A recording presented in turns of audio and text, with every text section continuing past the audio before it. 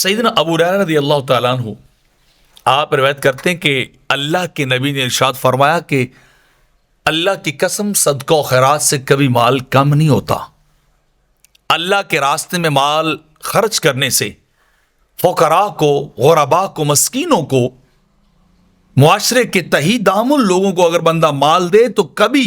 اللہ کے راستے میں دینے سے انسان کا مال کم نہیں ہوتا. اور اگر دوسری بات فرمائی کہ اگر کوئی شخص کسی کے ظلم کو معاف کر دے، میرے آقا فرماتے ہیں ظالم کے ظلم کو معاف کر دے جو شخص، تو اللہ اس معاف کرنے والے کی عزت و آبرو میں اضافہ کر دیتا ہے. اللہ اس کی عزت و آبرو میں اور اضافہ کرتا ہے جو ظالم کے ظلم کو معاف کر دیتا ہے. اور میرے آقا فرماتے ہیں کہ جو شخص اللہ تعالیٰ کے لیے عاجزی کو اختیار کرتا ہے، فروتنی کو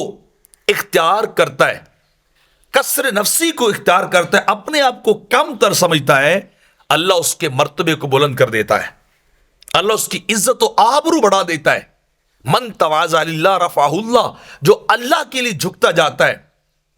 جو عاجزی کا اظہار کرتا ہے، تعبدیت اور تذللیت کا اظہار کرتا ہے، اللہ اسے اونچے مرتبے عطا کرتا ہے،